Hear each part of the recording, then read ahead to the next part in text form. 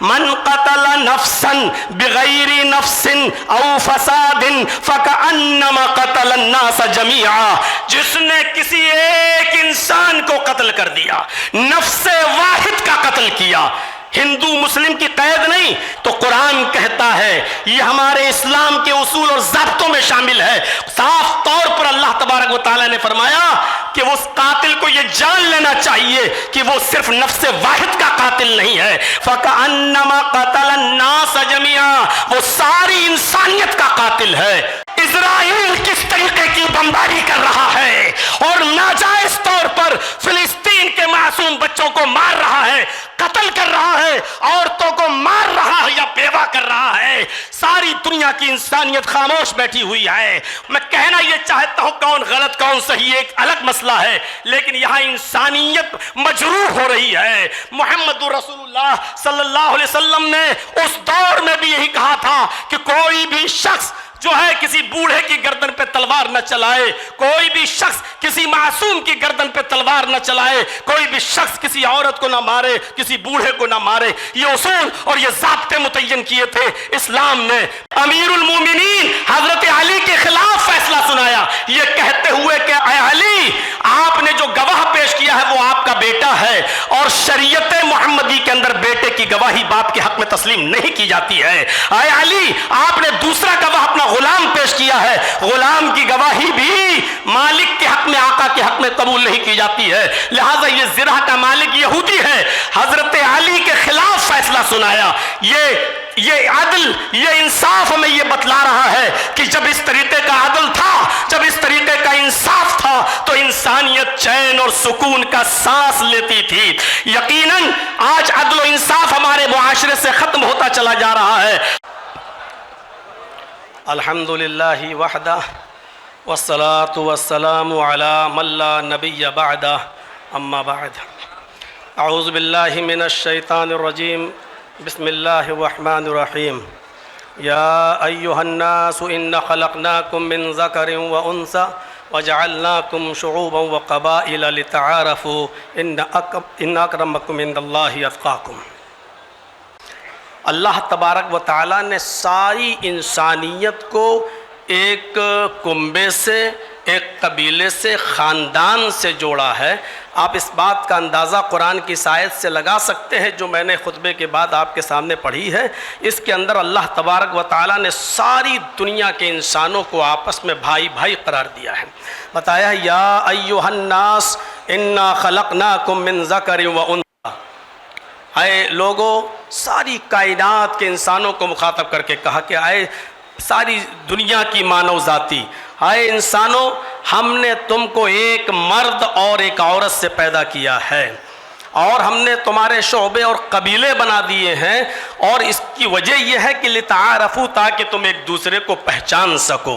تو یہ کہا کہ یا ایھا الناس انا خلقناکم من ذکر وانثی، ہم نے ساری انسانیت کو، سب کو ایک مرد اور ایک عورت سے پیدا کیا ہے۔ تم سب کا باپ ایک ہے، تم سب کی ماں ایک آدم، اور تم سب کی ماں ایک حوا، جس کو آپ آشو کہہ لیں، ہیووتی کہہ لیں، شتروپا، تم سب ایک ہی باپ کے اور ایک ہی ماں کے بیٹے ہو، یعنی تم سب آپس میں بھائی بھائی ہو۔ قرآن کریم کی ایک آیت ہم اور آپ کے سامنے پڑھ رہے ہیں، اس سے آپ اندازہ لگا سکتے ہیں کہ اللہ تبارک و تعالیٰ نے فرمایا کہ تم کسی بھی مذہب کے یا کسی بھی مکتبہ فکر سے تمہارا تعلق ہو، لیکن عدل و انصاف کا جب معاملہ آئے، نیائے کا، ججمنٹ کا جب معاملہ آئے، تو اس میں تم کسی کو یہ نہیں دیکھو گے یہ کون ہے، کس دھرم سے ہے، کیا ہے۔ آپ اس بات سے اندازہ لگا سکتے ہیں انسانیت اس وقت تک برقرار نہیں رہ سکتی ہے جب تک کہ دنیا کے اندر عدل نہ ہو، جب تک کہ ہم عدل سے کام نہ لیں۔ فرمایا وَلَا يَجْرِمَنَّكُمْ شَنَآنُ قَوْمٍ عَلَىٰ أَلَّا تَعْدِلُوا، صاف لفظوں میں فرمایا کہ اے لوگوں، کہیں ایسا نہ ہو تمہیں کسی قوم کی دشمنی اس بات پر تمہیں مجبور نہ کر دے کہ تم اس کے ساتھ انصاف نہ کر سکو۔ انصاف ہر حال میں کرنا ہے، چاہے وہ کسی بھی مذہب کا ماننے والا ہو۔ یہ نہیں دیکھنا ہے کہ یہ کون ہے، اس سے ہمارا تعلق قریبی ہے تو اس کے فیور میں فیصلہ کر دیا جائے۔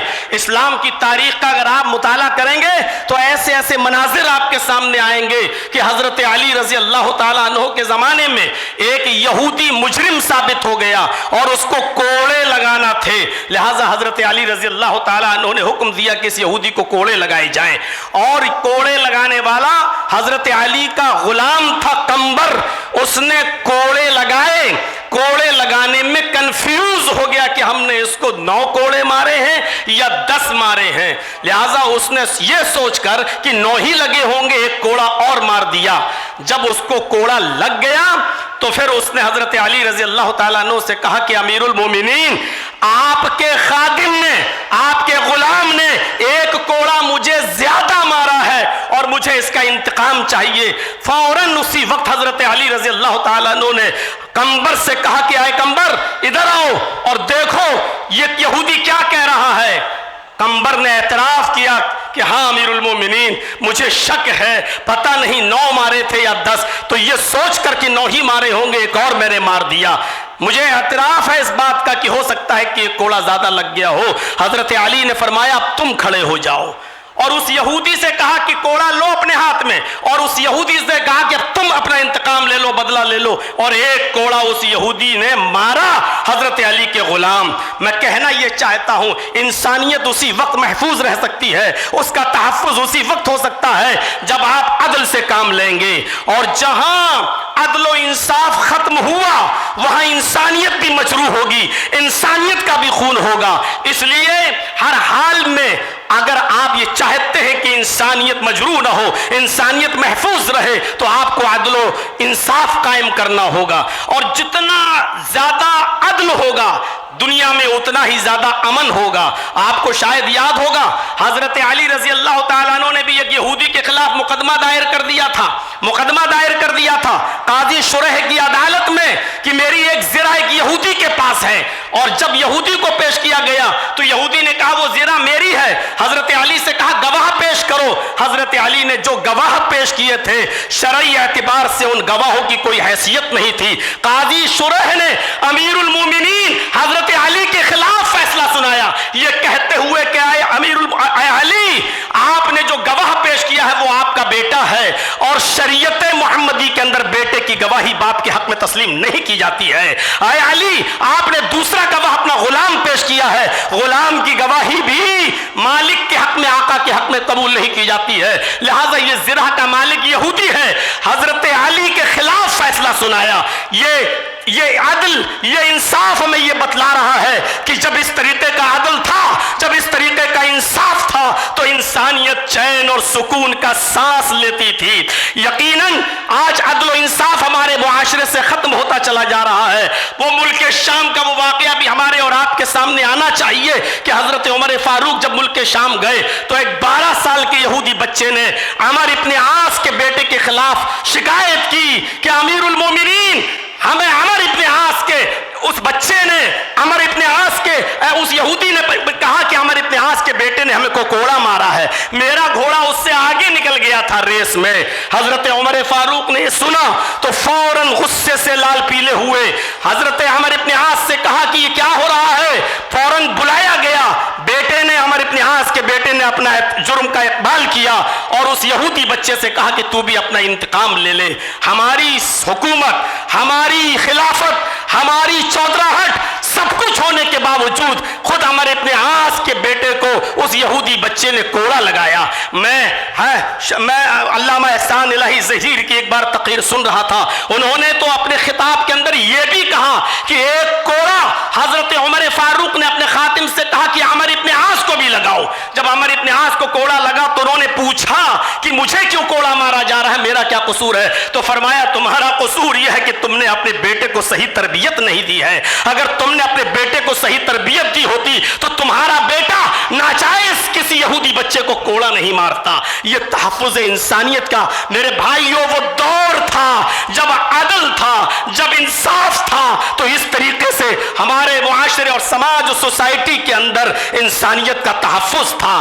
آج ذرا آپ اپنے علاقوں میں دیکھیں، اپنے ملک کی بات تو چھوڑ دیجئے، کسی ایک چھوٹی بستی کے اندر بھی آپ کو عدل کے یہ نمونے نہیں ملیں گے، عدل کی یہ چیزیں آپ کے سامنے نہیں آئیں گی۔ قرآن کریم تحفظ انسانیت کے سلسلے میں اتنی عظیم بات کہتا ہے.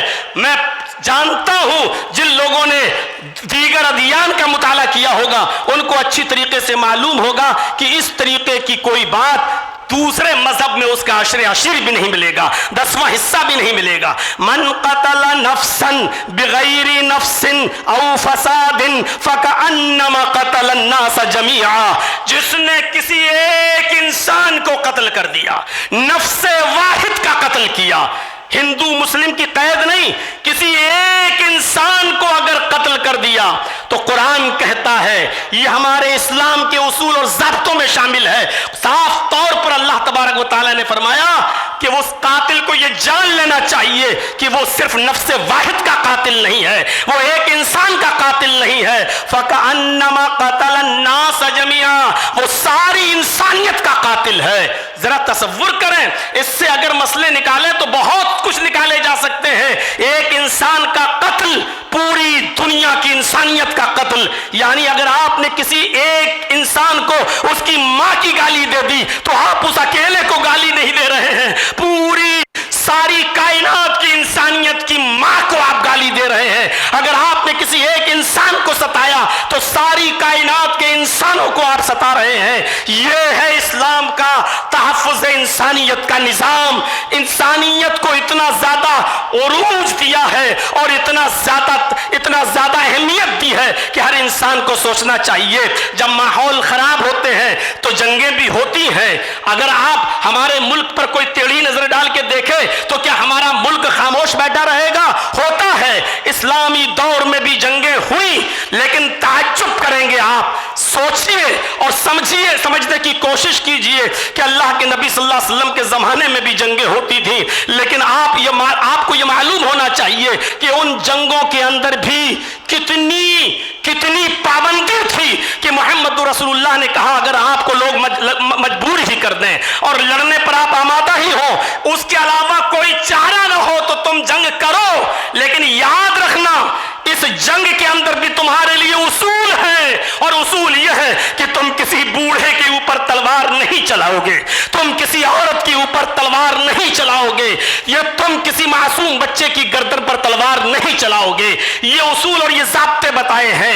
یہ نبی اکرم کا یہ فرمان پوری دنیا کی انسانیت کو سوچنا چاہیے کہ آج اسرائیل کس طریقے کی بمباری کر رہا ہے اور ناجائز طور پر فلسطین کے معصوم بچوں کو مار رہا ہے، قتل کر رہا ہے، عورتوں کو مار رہا ہے یا بیوہ کر رہا ہے. ساری دنیا کی انسانیت خاموش بیٹھی ہوئی ہے. وہ بچوں ہی کو ظلم و ستم کا نشانہ بنا رہا ہے، وہ وہاں کے لوگوں کو ناجائز طور پہ مار رہا ہے. میں کہنا یہ چاہتا ہوں کون غلط کون صحیح ایک الگ مسئلہ ہے، لیکن یہاں انسانیت مجروح ہو رہی ہے. محمد رسول اللہ صلی اللہ علیہ وسلم نے اس دور میں بھی یہی کہا تھا کہ کوئی بھی شخص جو ہے کسی بوڑھے کی گردن پہ تلوار نہ چلائے، کوئی بھی شخص کسی معصوم کی گردن پہ تلوار نہ چلائے، کوئی بھی شخص کسی عورت کو نہ مارے، کسی بوڑھے کو نہ مارے. یہ اصول اور یہ ضابطے متعین کیے تھے اسلام نے. میرے بھائیو، نبی اکرم صلی اللہ علیہ وسلم کے زمانے میں بھی جنگیں ہوا کرتی تھیں،